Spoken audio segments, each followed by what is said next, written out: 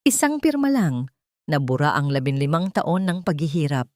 Sa harap ng marangyang kama, nakita ni Wenara ang babaeng nagpanggap na anak ng ama niya, ang babaeng ninanakawan siya ng karapatang magmahal. Ang dugo mo ay walang halaga, gaya ng pagkatao mo, ang mariing sambit ng kanyang tiyahin habang itinutulak siya palabas.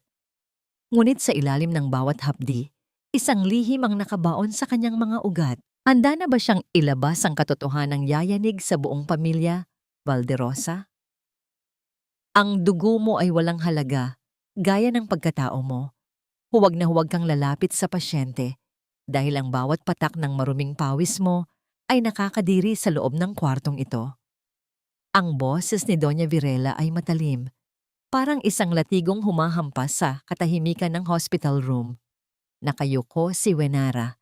Nanginginig ang mga kamay habang hawak ang isang baso ng tubig at gamot para kay Donato. Ang kanyang mga daliri na puno ng maliliit na pasa mula sa sunod-sunod na pag-duty at pagkuha ng dugo ay nanginginig sa ilalim ng mabigat na titig ng ginang.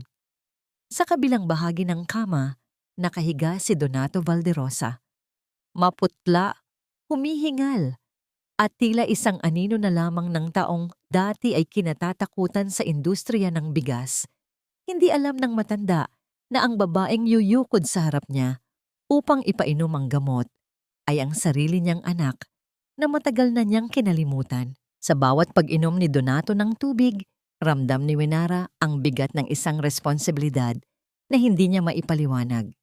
Gusto niyang sabihin na siya ay nandito, na siya ang naghihintay ng pagkilala. Ngunit ang isang sulyap mula kay Cassandra, ang babaeng nakaupo sa sofa at abala sa pag-aayos ng kanyang mamahaling alahas, ang nagpapaalala sa kanya ng kanyang lugar. "Huwag mong titigan ang ama ko ng ganyan, Yaya." Sarkastikong wika ni Cassandra habang hindi man lang tumitingin sa kanya. "Baka mamaya, nanakawin mo pa ang singsing niya habang tulog siya. Masyado kang halata." Ramdam ni Wenara ang pag-akyat ng init sa kanyang mga pisngi. Ang kanyang lalamunan ay parang nilalamanan ng tuyong buhangin. Gusto niyang sumagot, gusto niyang ipagtanggol ang kanyang dangal. Ngunit naisip niya ang kanyang ina, si Nanay Lusing, na nasa bahay at naghihintay ng pambayad sa susunod na dialysis. Ang bawat sentimo ng kanyang sweldo ay nakataya sa bawat pasensya na kaya niyang ibigay. Dahan-dahan niyang inilapag ang baso sa side table. Nang sandaling iyon, aksidenteng dumampi ang kanyang balat sa kamay ni Donato. Isang kuryenteng hindi maipaliwanag ang dumaloy sa kanyang buong katawan. Agad niyang binawi ang kanyang kamay, ngunit ang haplos na yon ay nag-iwan ng kakaibang pait at tamis sa kanyang puso. Tila may tinig sa kanyang kalooban na bumubulong. Ito ang taong nagbigay sa iyo ng buhay at ito ang taong unti-unti mong inililigtas sa bawat pag-donate mo ng dugo sa gitna ng gabi. Ano pang tinutunganga mo riyan? Lumabas ka na. Nakakadiri ang presensya mo rito. Utos ni Virela, sabay hila sa braso ni Wenara palabas ng kwarto. Habang naglalakad sa madilim na hallway ng ospital, naramdaman ni Wenara ang pagtulo ng isang solong luha sa kanyang pisngi. Ang lamig ng aircon ng ospital ay tumatagos sa kanyang manipis na uniforme, ngunit mas matindi ang lamig na nararamdaman niya sa kanyang pagkatao. Sa kabila ng lahat ng pagmamalupit, sa kabila ng lahat ng pagtataboy, bakit hanggang ngayon ay hinahanap pa rin ng kanyang puso ang yakap ng isang amang hindi siya kilala? Huminto siya sa tapat ng nursing station at napatingin sa salamin. Ang kanyang refleksyon ay pagod, mugto ang mga mata, at puno ng mga sugat ng nakaraan. Sa loob ng kanyang bulsa, naramdaman niya ang maliit na piraso ng papel, ang resulta ng kanyang pinakahuling blood test. Bakit ba siya patuloy na nagpapakamatay para sa isang pamilyang itinuturing siyang basura? At hanggang kailan niya kayang itago ang katotohanang ang dugong nananalaytay sa kanyang mga ugat ay ang tanging lunas na makakapagligtas sa taong nagtataboy sa kanya. Draven Salcedo ay nakatayo sa harap ng monitor sa station ng mga doktor. Ang kanyang mga mata ay nakapako sa mga resultang nakapaskil sa screen. Isang malalim na buntong hininga ang pinakawalan niya nang mapansin ang kakaibang pattern sa mga blood samples na pinapadala para kay Donato Valderosa.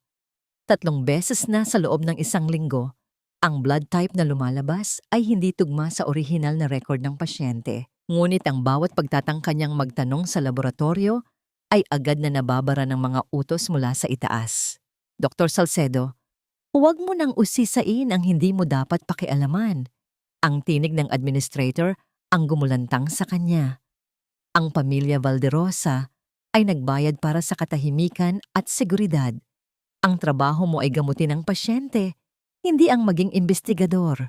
Binaliwala ni Driven ang babala. Sa halip, ang kanyang atensyon ay nalipat sa hallway nang marinig niya ang ingay ng mga sapatos na nagmamadaling papalapit. Nakita niya si Wenara, ang yaya na laging tahimik, na ngayon ay pilit na nililinis ang natapon na pagkain sa sahig matapos siyang sadyang banggain ni Cassandra. Ano ba, yaya? Hindi ka ba marunong tumingin sa dinadaanan mo? Ang dumi ng uniform mo, nakakasuka ka. Sigaw ni Cassandra habang nakataas ang kilay. Hindi sumagot si Wenara. Yumuko lamang siya at mabilis na pinulot ang mga piraso ng basag na baso ang bawat pagdampot ng kanyang daliri. Sa matatalim na bubog ay nagdudulot ng maliliit na sugat, ngunit hindi man lang siya dumaing. Ang kanyang mukha ay blangko, isang maskara ng pagtitiis na tila sanay na sa ganitong uri ng pagtrato. Napako ang tingin ni Draven sa kamay ni Wenara. Nakita niya ang pamilyar na marka ng mga karayom na paulit-ulit na itinutusok sa kanyang mga ugat. Mga markang hindi pangkaraniwan para sa isang yaya. Ang kanyang mga mata ay nagtagpo ng sa dalaga. Sa sandaling iyon, nakita ni Draven ang lalim ng kalungkutan sa mga mata ni Wenara, isang klase ng sakit na tila hindi na kaya ng luha. Lumapit si Draven at kinuha ang basahan mula sa kamay ni Wenara. Ako na ang bahala rito. Tumayo ka at pumunta sa treatment room. Sugatan ang mga kamay mo. Nagulat si Wenara. Doktor, hindi na po kailangan. Sanay na po ako. Baka mapagalitan pa po ako ni Doña Virela kapag nakita niya akong hindi nagtatrabaho. Hayaan mo siyang magalit, sagot ni Draven. Ang boses ay seryoso at puno ng awtoridad. Sa loob ng ospital na ito, ang kalusugan mo ang prioridad ko, hindi ang utos ng kahit sinong pasyente. Habang ginagamot ni Draven ang mga sugat ni Wenara sa loob ng maliit na treatment room, isang matinding katahimikan ang bumalot sa kanila. Ang tanging naririnig lamang ay ang mahinang lagaslas ng tubig sa lababo.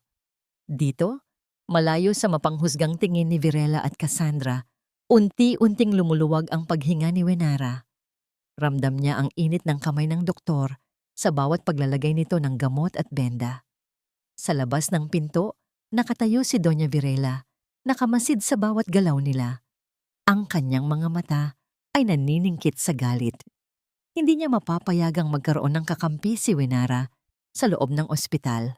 Kailangan niyang siguraduhin na ang yaya ay mananatiling isang sunod-sunuran na instrumento lamang para sa kanyang mga plano.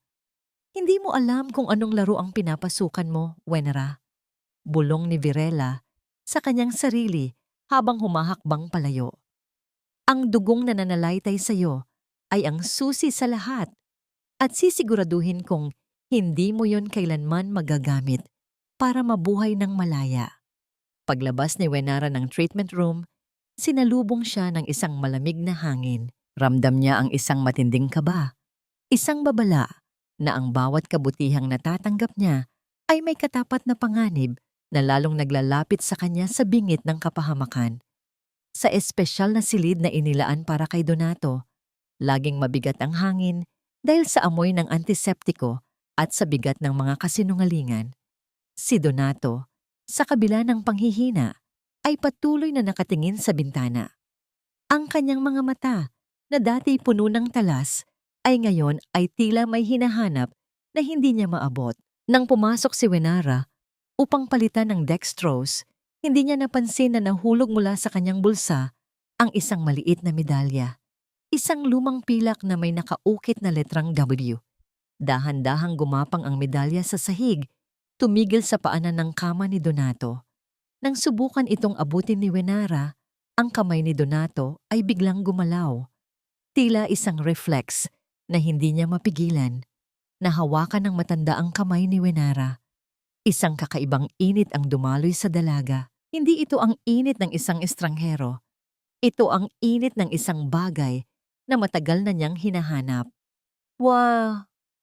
Wenara, bulong ng matanda. Ang boses ay paos at nanghihina. Napako si Wenara sa kinatatayuan. Ang pangalang binanggit ng matanda ay tumama sa kanyang dibdib na parang kidlat. Paano niya nalaman ang pangalang iyon? Ang tanging nakakaalam ng pangalang iyon ay ang kanyang nanay Lusing, ang taong nagkupkop sa kanya mula sa isang simbahan 15 taon na ang nakararaan. Bago pa man makasagot si Wenara, bumukas ang pinto ng malakas.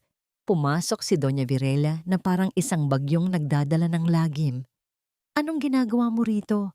Bakit mo hinahawakan ang kapatid ko? Bulyaw ni Virela. Mabilis niyang tinapik ang kamay ni Wenara. Pinalayo ito sa kama. Huwag kang magpanggap na may malasakit ka. Alam ko ang laro mo. Gusto mo lang makakuha ng pabor dahil alam mong malapit na siyang mamatay. Hindi ba? Hindi po, Doña Virela. Nagkamali lang po ako ng pagkakabagsak. Depensa ni Wenara. Ang kanyang boses ay nanginginig sa takot at kahihiyan. Huwag mo akong sagutin ng pabalang. Singhal ng ginang. Sa isang mabilis na kilos, hinila ni Virela ang buhok ni Wenara dahilan upang mapahikbi ang dalaga sa sakit. Simula ngayon hindi ka nalalapit sa kwartong ito. May bagong nurse na mag-aalaga sa kanya. At ikaw, babalik ka sa laundry room. Doon ka nararapat, sa gitna ng mga maruruming damit at sabon. Huwag na huwag kang magpapakita sa paningin ko dahil baka sa susunod na makita kita, siguraduhin kong wala ka nang babalikan sa labas ng ospital na ito. Si Wenara ay walang nagawa kundi ang lumabas. Ang bawat hakbang niya ay parang pasan ang buong mundo. Sa laundry room, sa gitna ng usok at init ng mga dryer, unti-unting kumawala ang mga luha na kanina pa niya pinipigilan. Ang mga kamay niyang puno ng pasa dahil sa pagtatrabaho ay pilit na nilalabhan ang mga punda ng kama ng mga balderosa, mga punda na minsan ay hinigaan din niya sa panaginip sa mga alaala ng isang buhay na hindi niya kailanman naranasan. Samantala, sa labas ng pintuan ng laundry room, nakatayo si Draven. Naririnig niya ang bawat hikbi ni Wenara. Ang kanyang mga kamao ay nakakuyom sa galit. Hindi siya nakikialam sa buhay ng kanyang mga pasyente, ngunit ang makitang inaapi ang isang inosenteng tulad ni Wenara ay higit pa sa kaya niyang tanggapin. Hindi ito tama, bulong niya sa sarili. Draven, na kilala sa pagiging mahinahon at propesyonal, ay nakaramdam ng isang matinding kagustuhang protektahan ang babae. Alam niyang may tinatago si Virela. Ang kakaibang reaksyon ni Donato sa presensya ni Wenara, ang galit ni Virela, at ang mga test results na paulit-ulit na binabago. Lahat ng ito ay nagbubuo ng isang malaking puzzle na unti-unti nang nagkakaroon ng hugis. Sa loob ng laundry room, hindi alam ni Wenara na ang kanyang paghihirap ay napapansin. Patuloy lang siyang nagtatrabaho, ang bawat kuskus ng damit ay may kasamang panalangin na sana, balang araw, matapos na ang lahat ng ito. Ang kanyang isipan ay nakatuon sa isang bagay lamang, ang boses ni Donato. Ang tawag na yon sa kanyang pangalan ay hindi nagmula sa isang pasyente, kundi sa isang pusong kinikilala ang sariling dugo. Sa dilim ng gabi, sa gitna ng ingay ng mga makinang panglaba, isang lihim ang unti-unting nabubuo. Ang pag-aapi ni Virela ay hindi magiging hadlang, kundi magiging mitya ng isang katotohanang yayanig sa pundasyon ng pamilya Valderosa. Si Wenara, bagaman sugatan ay hindi alam na sa bawat pagluha niya, isang bagong determinasyon ang sumisibol.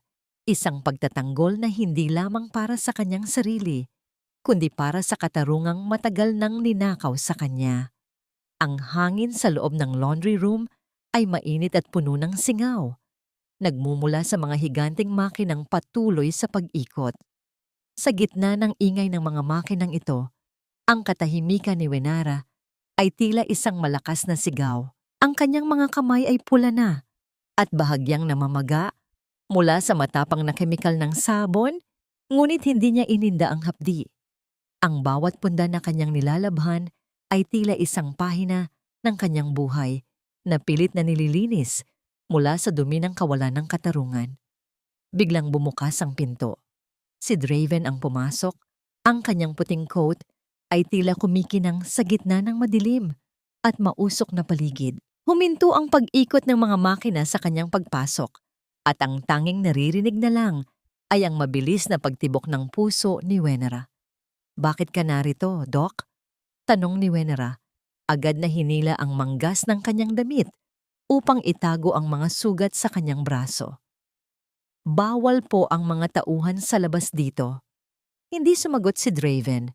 Sa halip lumapit siya at kinuha ang basang tela mula sa kamay ng dalaga. Tiningnan niya ang mga pasa at sugat sa daliri nito. Ang kanyang muka ay puno ng pag-aalala na hindi niya maipaliwanag. "Hindi mo kailangang gawin ito, Wenara. Hindi ka alipin ng mga balderosa." "Doc, wala po kayong alam."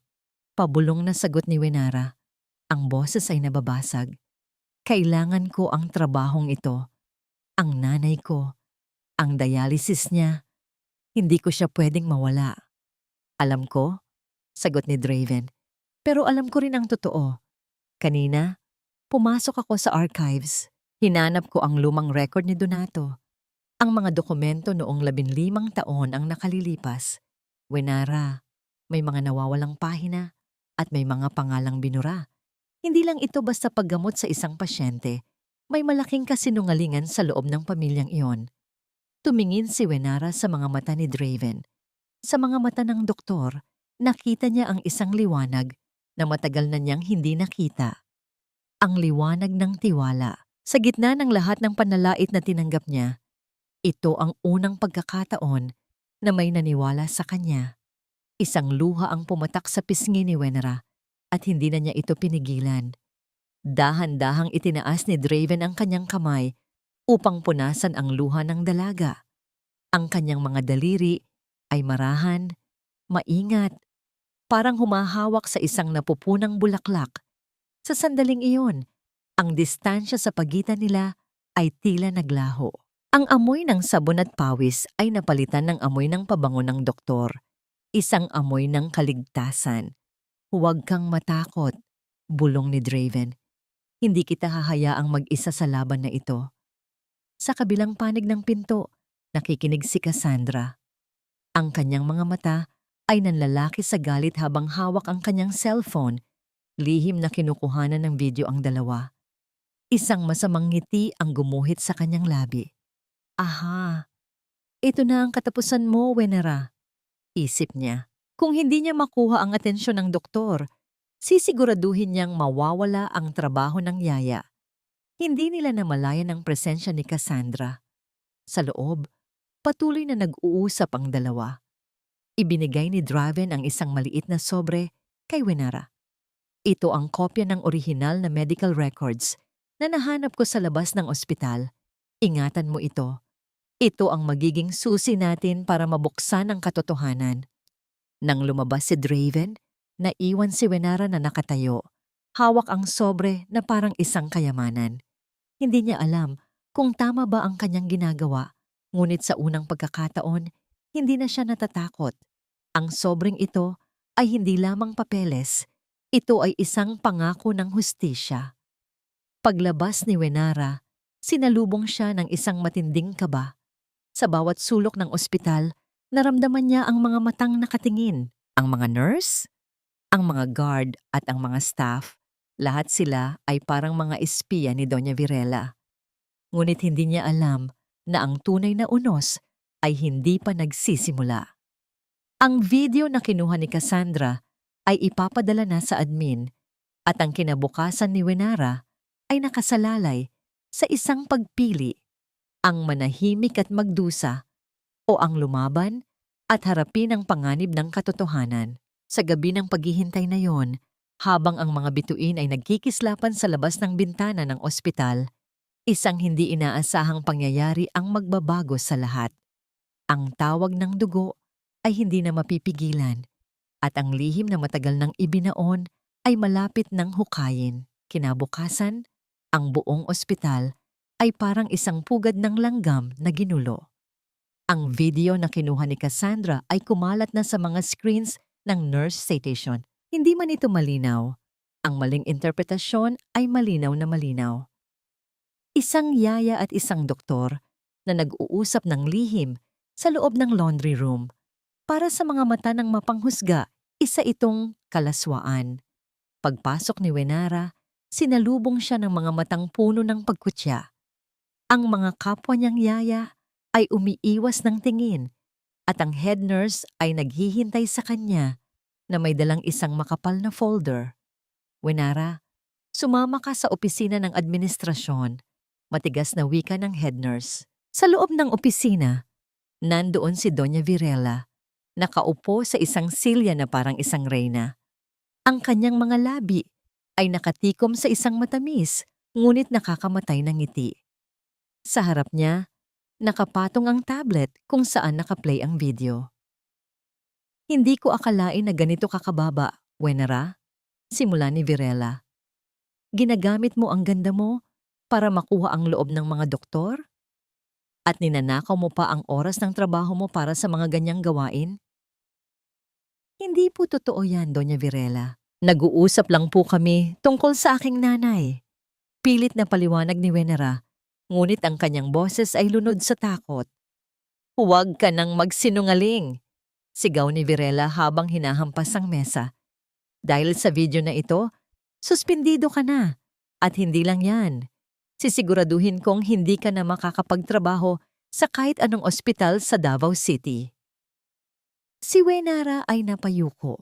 Ang mundo niya ay parang gumuho. Wala na siyang trabaho. Wala na siyang pambayad sa dialysis ng kanyang nanay. Sa gitna ng kanyang paghihirap, ang pinto ng opisina ay bumukas. Pumasok si Draven. Ang kanyang muka ay puno ng tensyon. Hindi niyo siya pwedeng tanggalin nang wala kayong basihan, matigas na sabi ni Draven. Oh, nandito na pala ang kasabwat. Mapang-asar na wika ni Virela. Dr. Salcedo, sigurado ka bang gusto mong ilagay sa panganib ang lisensya mo para sa isang babaeng katulad niya? Hindi na nakipagtalo si Draven. Kinuha niya ang braso ni Wenara at inilabas ito ng opisina sa harap ng maraming taong nakatingin. Sa labas, hinarap siya ni Wenara. Ang kanyang mga mata ay puno ng pait. Bakit mo ginawa yun, Doc? Mas lalo mo lang pinalala ang sitwasyon. Dahil naniniwala ako sa'yo, Wenara. At ang sobrang ibinigay ko sa'yo, ang mga records na yon, ang magpapatunay sa kanila na mali sila. Samantala, sa loob ng kanyang silid, si Donato ay nakaranas ng isang kakaibang panaginip. Nakita niya ang isang batang babae, nakasuot ng puting bestida, tumatakbo sa isang malawak na bukid ng palay. Ang batang yon ay may hawak na isang piraso ng pilak na medalya. Paggising ni Donato, pawis na pawis siya. Wenara, bulong niya sa kawalan. Ang pangalang yon ay parang isang awit na paulit-ulit na tumutunog sa kanyang pandinig. Nang pumasok si Cassandra para magdala ng pagkain, napansin nito ang gulo sa isipan ng matanda. Dad, kailangan mo na sigurong uminom ng gamot para kumalma ka. Ang mga yaya lang naman ang dahilan kung bakit naguguluhan ka. Hindi, sagot ni Donato. Ang kanyang mga mata ay diretsong nakatingin kay Cassandra. May mali. May isang bagay na kulang. Pakiramdam ko, may isang anak akong hindi ko nagawang alagaan. Nanlamig si Cassandra. Ang kanyang mga kamay ay nanginginig habang inilalagay ang baso ng tubig sa mesa. Wala kang ibang anak, Dad. Ako lang ang nandito para sa'yo. Ngunit sa bawat salita ni Cassandra, lalong lumalayo ang loob ni Donato. Ang boses ni Cassandra ay puno ng pag-iimbot, samantalang ang boses ng batang babae sa kanyang panaginip ay puno ng katapatan. Habang ang gabi ay lumalalim, ang tensyon sa loob ng Valderosa Mansion At sa loob ng ospital ay umabot sa sukdulan. Si Wenara, na ngayon ay wala ng trabaho, ay nakatayo sa labas ng ospital. Ang kanyang mga paa ay pagod na pagod, ngunit ang kanyang isipan ay maliwanag. Hindi na siya magpapatinag. Sa kabila ng lahat, alam niyang ang katotohanan ay malapit na ring lumabas. Ang bawat paghihirap niya ay isang hakbang patungo sa liwanag, at ang pagtatraydor ni Cassandra ay magiging huling pagkakamali nito. Hindi nakatulog si Wenara ng gabing iyon. Ang kanyang isip ay puno ng galit at pangamba. Paano na ang nanay lusing niya? Sino ang magbabayad sa dialysis? Sa gitna ng kanyang kawalan ng pag-asa, nilabas niya ang lumang kahon na matagal nang nakatago sa ilalim ng kanyang kama. Ito ang kahon ng kanyang mga alaala. Ang tanging natitirang koneksyon niya sa kanyang tunay na nakaraan. Dahan-dahan niyang binuksan ang kahon. Sa loob, naroon ang isang luma at kupas na litrato ng isang babaeng may malungkot na ngiti, ang kanyang ina. Sa tabi nito, ang pilak na medalya na may nakaukit na letrang W. Ito ang medalyang ibinigay sa kanya ni Nanay Lusing noong bata pa siya, na sinasabing panghuli sa lahat ng iyong pangamba. Hindi niya naintindihan noon, ngunit ngayon, pakiramdam niya, may mas malalim itong ibig sabihin. Biglang bumukas ang pinto. Si Nanay Lusing, na may sakit ngunit puno ng pagmamahal, ay nakatayo sa harap niya. Anak, bakit gising ka pa?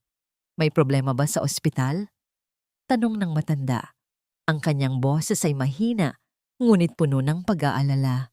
Hindi napigilan ni Wenara ang pagluha. Yumakap siya sa kanyang ina, ang bawat hikbi ay may kasamang sakit at pag-asa. Nay, tinanggal po ako sa trabaho. Wala na po akong pambayad sa dialysis niyo. Umiling si Nanay Lusing. Huwag kang mag-alala, anak. Hindi importante ang pera. Ang mahalaga, ligtas ka at malayo sa mga taong masasama. Alam kong may tinatago ang mga Valderosa. Alam ko ang kwento mo, Wenara. Ngunit hindi ko alam kung paano ko sasabihin sa'yo. Ikinuwento ni Nanay Lusing ang lahat. Ang pagkakita niya kay Wenara sa simbahan, iniwan sa isang lumang basket na may kasamang sulat at ang medalyang Dove. Ang sulat ay nagmula sa isang babaeng nagngangalang Maria na humihingi ng tulong upang alagaan ang kanyang anak dahil sa matinding kahirapan at panganib mula sa pamilyang pinagtatrabahoan niya. Hindi niya binanggit ang pangalan ng pamilya, ngunit ang bawat salita ni Nanay Lusing ay nagpapakita ng takot at pag-aalala. Ang medalyang Dove na yan, ibinigay yan sa'yo ng tunay mong ina. Sabi niya, V para sa Wenara at Dao para sa Valderosa, ang apelyido ng tatay mo. Hindi ko alam kung bakit, anak, pero pakiramdam ko, may malalim na koneksyon ng pamilyang yan sa'yo. Naramdaman ni Wenara ang pagdaloy ng lamig sa kanyang mga ugat. Donato Valderosa. Valderosa. Ang parehong daw. Ang medalyang yon ay hindi lamang isang simpleng alahas. Ito ay isang piraso ng kanyang pagkakakilanlan, isang bahagi ng kanyang dugo. Kinaumagahan, tinawagan niya si Draven. Doc, kailangan po nating magkita. May sasabihin po ako sa inyo na tungkol sa aking nakaraan. Nagkita sila sa isang tahimik na coffee shop sa labas ng ospital. Ipinakita ni Wenara ang medalya at ang litrato ng kanyang ina. Ikinuwento niya ang lahat ng sinabi ni Nanay Lusing. Si Draven, na dati ay may pagdududa, ay unti-unting naniwala. Ang kanyang mga mata ay nagniningning sa bawat detalye. Wenara, ito ang patunay na hinahanap natin. Wika ni Draven, ang boses ay puno ng pag-asa. Ang dawo na ito ay ang piraso ng puzzle na magbubuklod sa lahat. Kailangan nating hanapin ang pamilya ni Maria, ang tunay mong ina. Sila ang makakapagbigay ng katotohanan. Habang nag-uusap sila, naramdaman ni Wenara ang pag-angat ng isang mabigat na pasanin mula sa kanyang balikat. Hindi na siya nag-iisa. Mayroon siyang kasama sa laban na ito, isang lalaking handang ipagtanggol ang kanyang dangal at tulungan siyang hanapin ang kanyang nakaraan. Ang haplos ng kamay ni Draven sa kanyang kamay ay nagbigay sa kanya ng lakas at pag-asa. Paano kung ayaw nila akong tanggapin? Tanong ni Wenara. Ang kanyang mga mata ay puno pa rin ng takot. Kung ayaw nilang tanggapin ang katotohanan, haharapin natin sila, sagot ni Draven. Hindi ka na muling mag-iisa. Nandito ako para sa'yo. Ang gabi ay lumalim at ang buong Davao City ay natutulog na. Ngunit para kina Wenara at Draven, nagsisimula pa lang ang kanilang paglalakbay. Ang maliit na medalya na may letrang Davao ay hindi lamang isang simbolo. Ito ay isang pangako na ang katotohanan, gaano man ito katagal na inilibing, ay babangon at sisikat sa huli. Sa loob ng Balderosa Mansion, ang gabi ay tila mas mahaba at mas malamig. Si Doña Virela, bagaman ipinapakita ang kanyang lakas sa labas, ay hindi mapakali.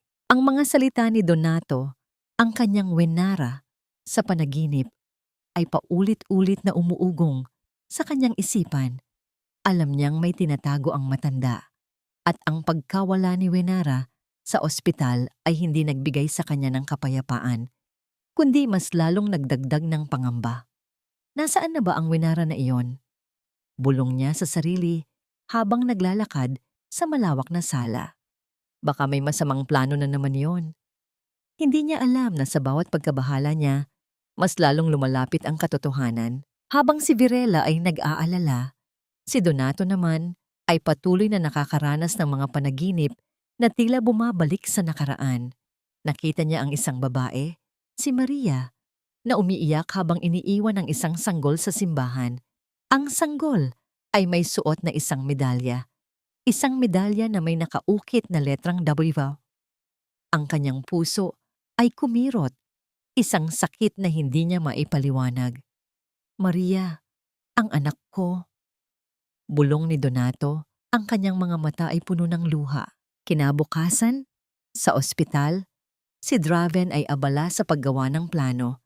Kasama niya ang isang kaibigang abogado, si Attorney Ramirez, na kilala sa kanyang katapatan at husay sa paghahanap ng katotohanan. Ipinakita ni Draven ang mga dokumentong ibinigay ni Wenara, kasama ang kopya ng lumang medical record ni Donato. Attorney Ramirez, kailangan nating hanapin ang totoong pamilya ni Maria. Ang W na ito ay ang tanging clue natin. Paliwanag ni Draven. May isang bagay na mali sa mga records ng Balderosa at pakiramdam ko, si Wenara ang sagot sa lahat. Delikado ito, Draven, babala ng abogado. Ang pamilya Valderosa ay makapangyarihan. Kaya nilang bayaran ang sinuman para baluktutin ang katotohanan. Alam ko, sagot ni Draven, ang kanyang mga mata ay puno ng determinasyon. Ngunit hindi ko hahayaang manalo ang kasinungalingan, lalo na't nakikita ko ang sakit sa mga mata ni Wenara. Habang nagpaplano sina Draven, si Wenara naman ay nasa bahay ni Nanay Lusing. Sinisikap makahanap ng pambayad para sa dialysis. Ang kanyang mga kamay ay abala sa pagtahi ng mga basahan na ipagbibili niya sa palengke.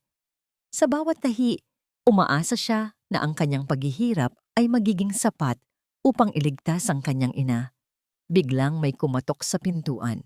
Nang buksan niya, nakita niya si Cassandra. May dalang isang bag ng mga maruruming damit. "Oh, narito ka pala, Yaya," sabi ni Doña Virela. "Tutulungan mo raw akong labhan ang mga damit ko. Hindi raw kasi pwedeng gawin yan ng mga katulong sa Valderosa Mansion." Napanganga si Wenara. Ang kanyang pagkamangha ay napalitan ng galit. Ang mga Valderosa ay patuloy na nambabastos sa kanya kahit wala na siya sa ospital. "Wala na po akong trabaho sa Valderosa, Cassandra." Matigas na sagot ni Wenara.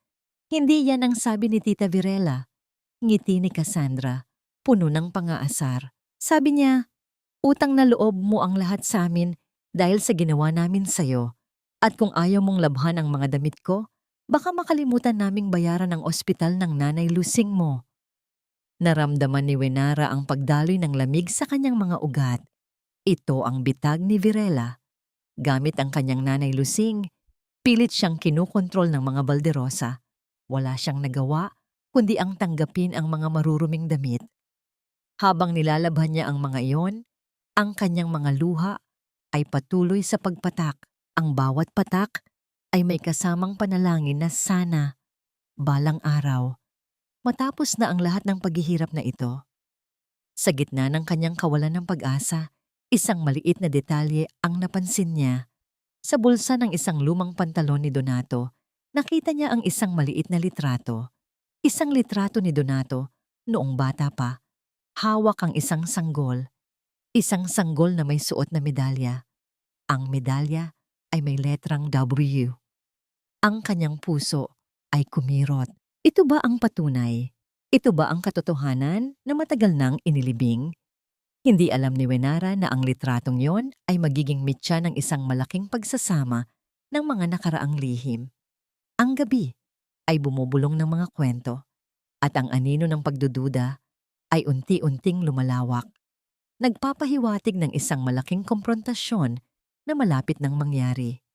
Ang lumang litrato sa kamay ni Wenara ay tila isang balumbon ng kasaysayan, puno ng mga lihim na matagal nang inilibing. Ang kanyang mga mata ay nakapako sa mukha ng sanggol na may suot na medalya. Ang letrang DW ay kumikinang sa kanyang paningin. Ang litratong ito ay nagbigay sa kanya ng hindi maipaliwanag na koneksyon, isang mainit na damdamin na tila bumabalik sa nakaraan. Nay, tingnan niyo po ito, bulong ni Wenara kay Nanay Lusing, na ngayon ay mas malakas na matapos ang ilang gamutan. Ito po ba ang totoo? Ito po ba ang aking ama? Kinuha ni Nanay Lusing ang litrato at ang kanyang mga kamay ay nanginginig. Ang kanyang mga mata ay lumuluha habang tinitingnan ang batang Donato at ang sanggol. Oo, anak. Siya nga. Si Donato Valderosa, ang iyong ama. Si Maria, ang iyong ina, ay naging katulong sa kanilang bahay. Nagkaroon sila ng relasyon, ngunit hindi iyon tinanggap ng pamilya Valderosa, lalo na ng kapatid niyang si Virela. Kaya't kinailangan ni Maria na itago ka at iwan ka sa simbahan para iligtas ka sa kanila. Ang bawat salita ni Nanay Lusing ay parang isang patak ng ulan sa tuyong lupa ng puso ni Wenara. Ang kanyang pagkatao ay nabuo sa pagitan ng mga kasinungalingan at pagtatago. Ngunit ngayon, ang katotohanan ay unti-unti nang lumalabas. Isang matinding galit ang naramdaman niya para sa pamilya Valderosa, lalo na kay Virela, na handang gumawa ng lahat para lamang itago ang katotohanan. Kaya pala, Nay, kaya pala ganito na lang ang galit nila sa akin. Sabi ni Wenara, ang kanyang boses ay puno ng pait. Kaya pala ako itinaboy, dahil ako ang lihim na gusto nilang ibaon. Ngunit sa gitna ng galit, isang pag-asa ang sumibol. Mayroon na siyang patunay. Hindi na siya isang ordinaryong yaya na walang nakaraan. Siya ay isang Valderosa, isang dugong minsan nang tinanggihan, ngunit ngayon ay may karapatan na bawiin ang lahat. Kinagabihan, nakipagkita muli si Wenara kay Draven. Ipinakita niya ang litrato at ikinuwento ang lahat ng sinabi ni Nanay Lusing. Napatulala si Draven, ang kanyang mga mata ay puno ng pagkabigla at pag-asa. Wenara, ito ang huling piraso ng puzzle, wika ni Draven. Ang kanyang boses ay puno ng excitement. Ang litratong ito, kasama ng mga records na ibinigay ko sa iyo, ang magpapatunay sa lahat. Ngayon, kailangan nating ipaalam ito kay Donato. Paano, Doc? Tanong ni Wenara. Hindi ako makakalapit sa kanya. At si Doña Virela, gagawin niya ang lahat para pigilan ako. Huwag kang mag-alala, sagot ni Draven. May plano ako. Kailangan lang natin ng tamang tiyempo. Samantala, sa loob ng ospital, si Donato ay nagpakita ng unti-unting pagbuti sa kanyang kalagayan. Ang kanyang mga panaginip ay mas malinaw na. Nakita niya ang isang babae na umiiyak sa kanyang harap. Nagsusumamo na tanggapin ang kanilang anak. Ang kanyang puso ay kumirot at ang kanyang isipan ay puno ng pagsisisi. Maria, patawarin mo ako. Hindi. Bulong niya sa kawalan. Nang pumasok si Cassandra, Napansin nito ang pagbabago sa mood ng matanda. Dad, bakit ka nag-aalala? Nandoon lang naman ako para sa'yo. Ako ang iyong anak. Hindi, sagot ni Donato. Ang kanyang mga mata ay puno ng pagdududa. May mali. May isang bagay na hindi ko maalala. Pakiramdam ko, may isang anak akong matagal nang nawawala at ngayon gusto ko siyang makita. Nanlamig si Cassandra. Ang pagbabago sa kanyang ama ay isang malaking banta sa kanyang mga plano. Kailangan niyang kumilos ng mabilis. Kaya't lihim siyang tumawag kay Doña Virela. Tita, may problema. Bulong ni Cassandra sa telepono. Nagsisimula na si Dad na maghinala.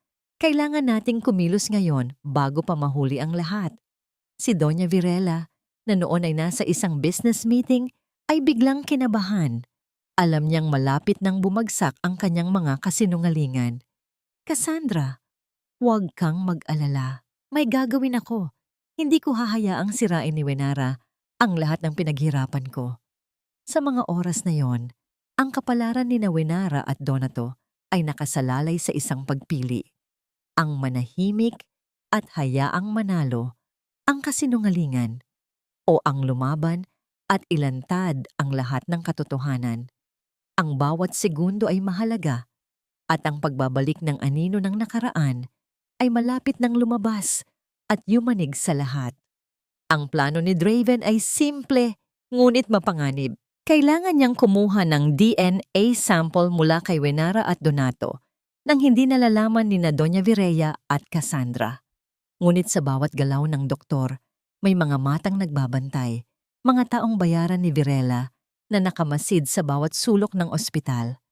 Kailangan nating maging maingat, Wenara. Babala ni Draven habang nagtatago sila sa isang liblib na sulok ng garden ng ospital. Ang balderosa ay may mga kamay sa lahat ng dako. Ibinigay ni Draven kay Wenara ang isang sterile swab. Kapag nagkaroon ka ng pagkakataong makalapit kay Donato, dahan-dahan mong kuskusin ito sa loob ng kanyang bibig. Kailangan natin ng sapat na sample. Nanginginig si Wenara. Ang kanyang puso ay kumakabog ng malakas. Ito na ang huling tiyempo. Ang pagsubok na ito ang magpapatunay sa kanyang pagkakakilanlan o magpapabagsak sa kanya sa isang mas malalim na kawalan ng pag-asa. Samantala, sa loob ng kwarto ni Donato, ang matanda ay mas lalong naging magulo. Ang kanyang isipan ay tila isang sirang pelikula, paulit-ulit na nagpapakita ng mga alaala ni Maria at ng kanilang anak. Hinawakan niya ang kanyang ulo, ang kanyang mga mata ay puno ng pagkalito at pagsisisi. Maria, nasaan ka? Ang anak ko. Bulong niya. Ang kanyang tinig ay halos hindi na marinig. Pumasok si Cassandra. Ang kanyang mukha ay puno ng pagkabahala. Dad, kailangan mo nang magpahinga. Huwag kang masyadong mag-isip. Ako lang ang anak mo. Tandaan mo yan. Hindi. Depensa ni Donato. May anak ako. Isang batang babae na may W na medalya. Naramdaman ni Cassandra ang pagdaloy ng lamig sa kanyang katawan. Nagsisimula na si Donato na maalala ang lahat. Kung malaman niya ang katotohanan, mawawala ang lahat ng kanyang pinaghirapan. Kaya't sa isang mabilis na kilos, hinila niya ang kumot at pilit na pinatulog si Donato. Sinisiguro na hindi na niya maririnig ang anumang bulong ng nakaraan. Nang gabi ring iyon, nagkaroon ng pagkakataon si Wenara. Habang abala ang bagong nurse sa pagkuha ng gamot, pumasok si Wenara sa kwarto ni Donato. Nagpapanggap na magpapalit ng baso ng tubig. Ang kanyang mga kamay ay nanginginig habang dahan-dahan niyang kinukuskos ang sterile swab sa loob ng bibig ng matanda. Naramdaman ni Donato ang haplos ng swab. Dahan-dahan niyang idinilat ang kanyang mga mata.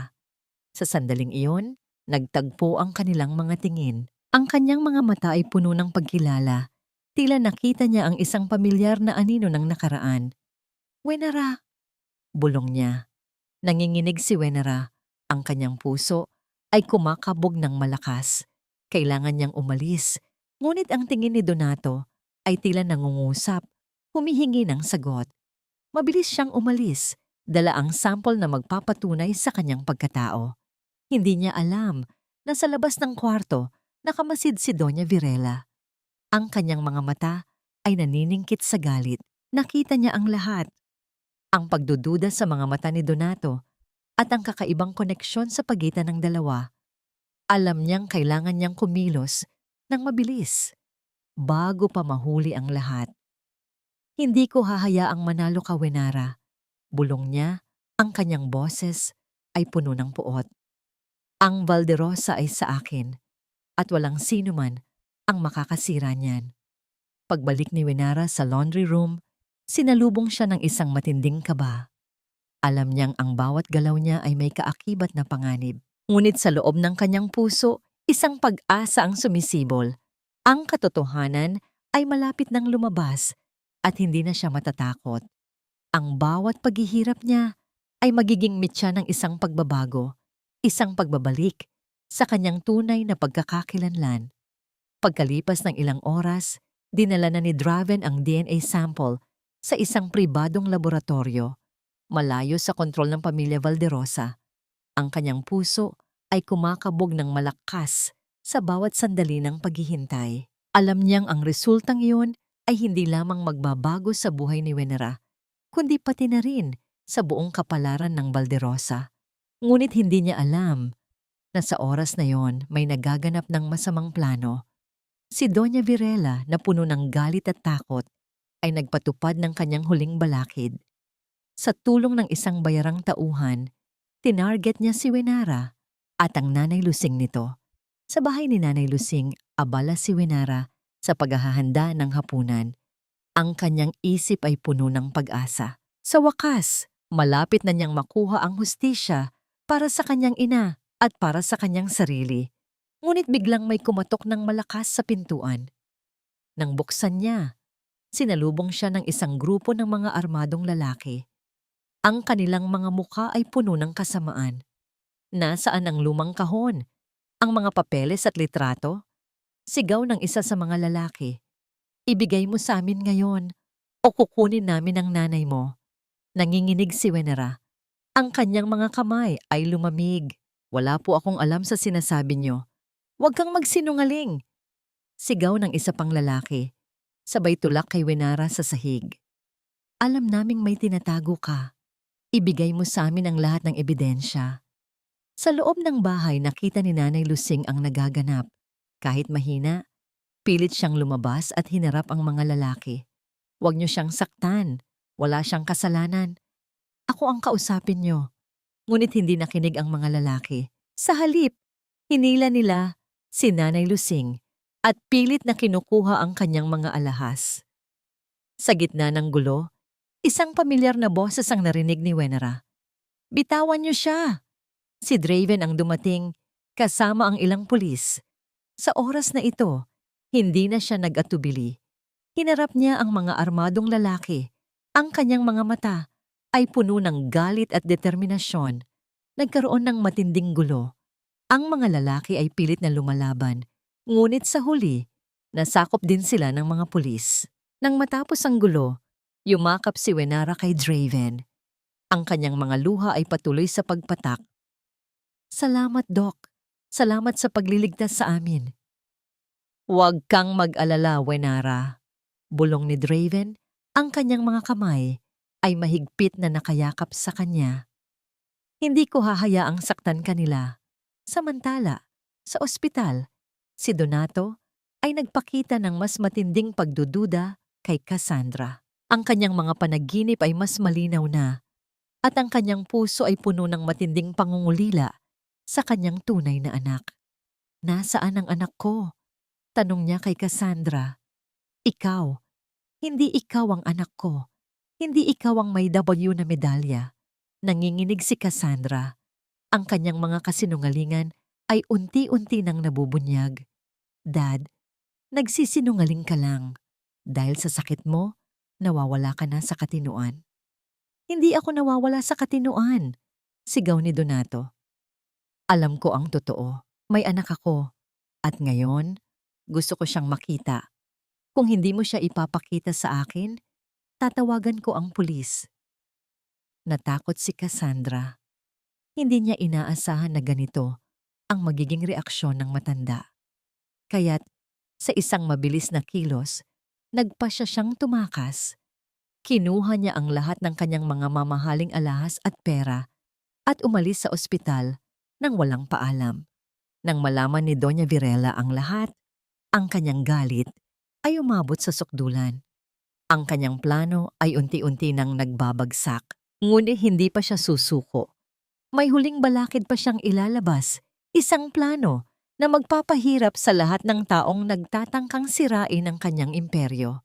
Sa loob ng pribadong laboratorio, ang resulta ng DNA test ay lumabas na. Ang mga papeles ay nakapatong sa mesa at ang bawat salita ay may dalang kapangyarihan na magbabago sa lahat ng nakaraan at kinabukasan. Ang balakid ay natapos na, ngunit ang bagong pagsubok ay magsisimula pa lamang. Sa loob ng pribadong laboratorio, ang liwanag ng screen ay sumisikat sa mukha ni Draven. Hawak niya ang isang piraso ng papel. Ang kanyang mga mata ay naniningkit habang binabasa ang bawat salita.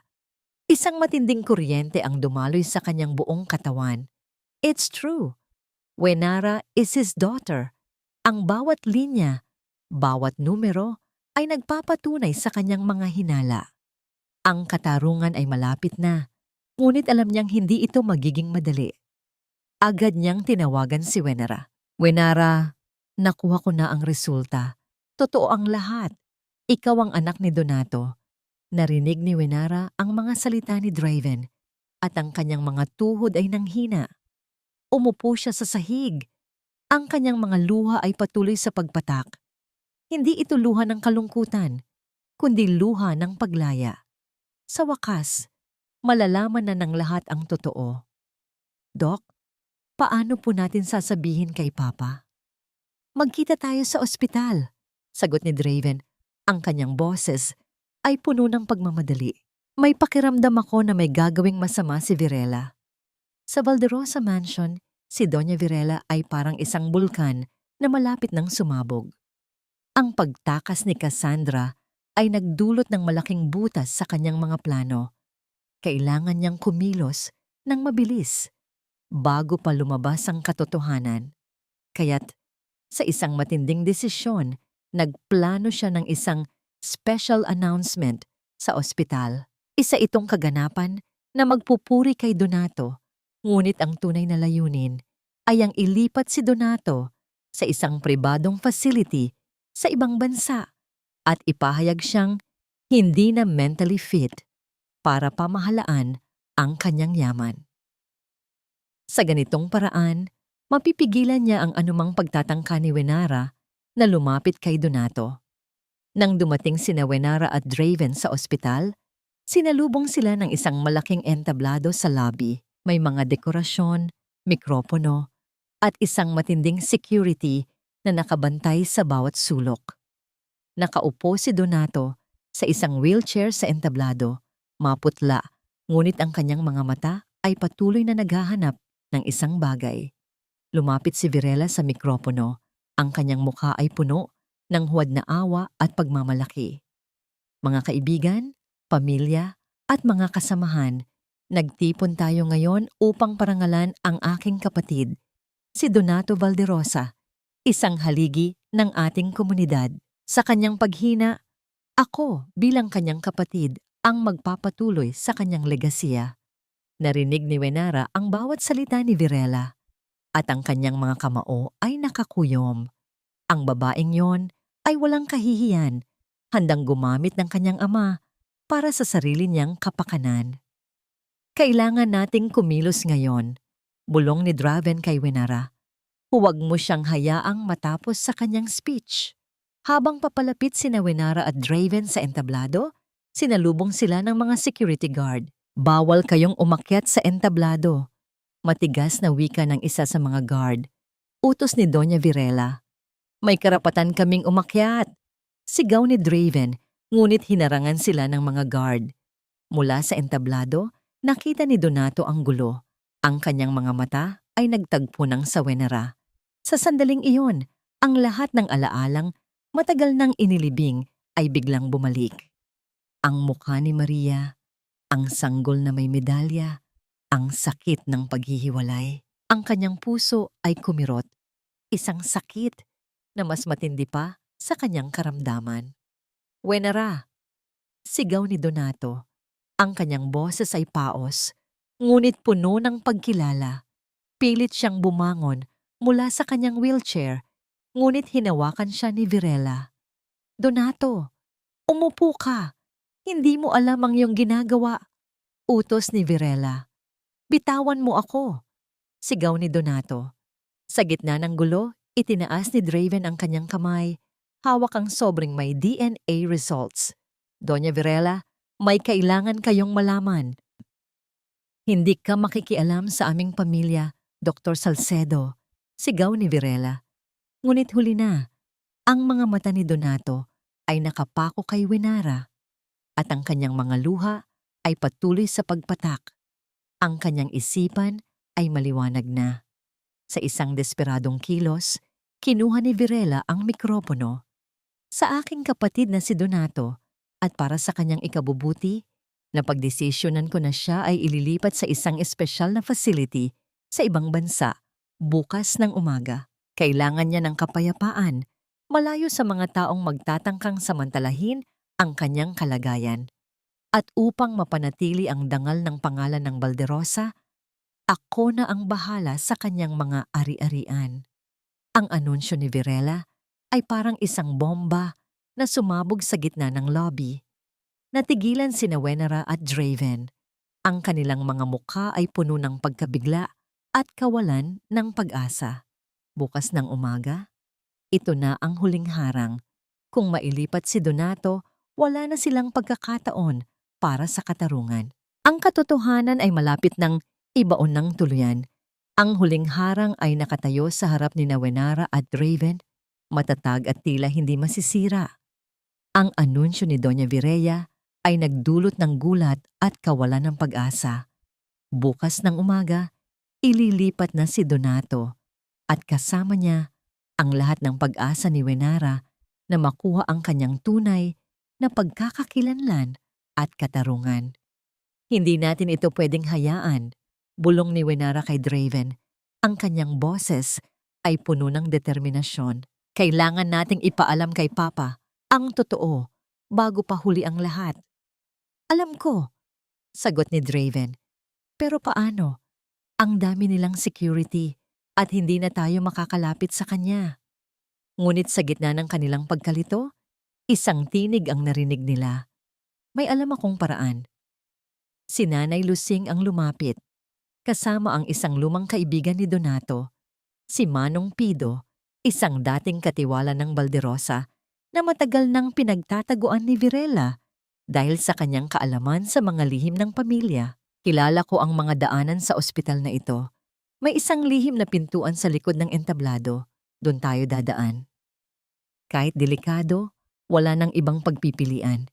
Sa gitna ng gabi, habang abala ang lahat sa paghahanda sa paglipat ni Donato, nagplano sina Draven, Wenara, Nanay Lusing at Manong Pido.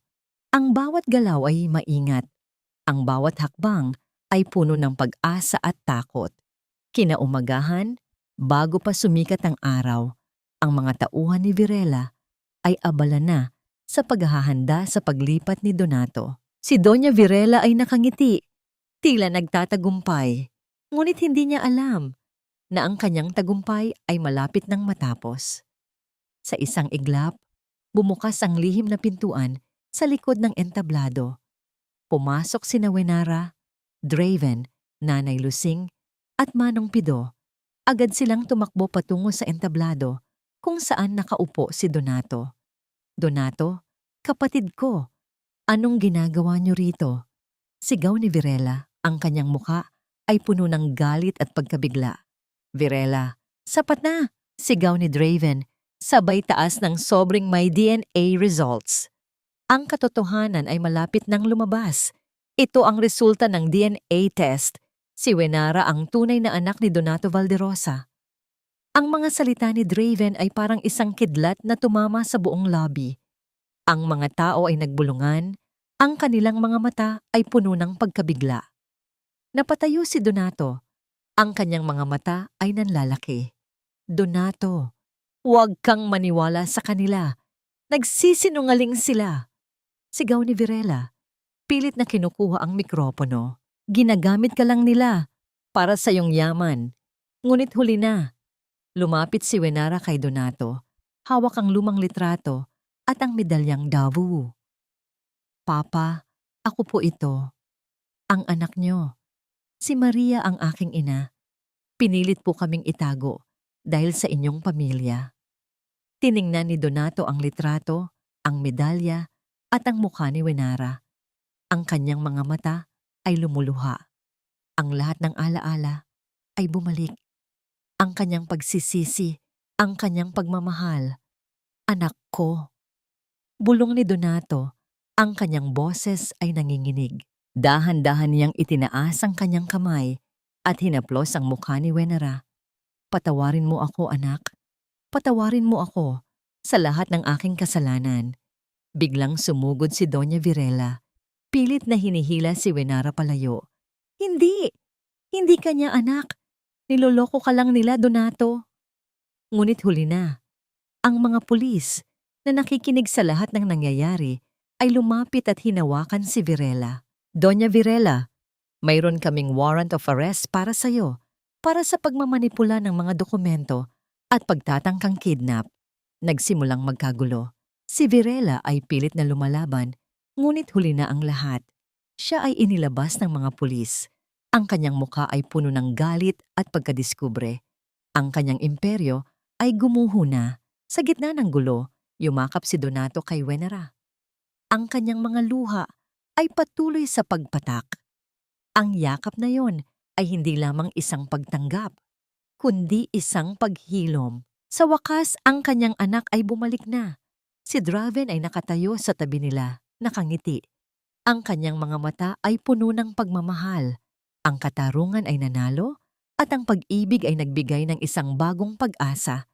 Ang Balderosa ay hindi na isang pamilya ng kasinungalingan, kundi isang pamilya ng katotohanan at pagmamahal.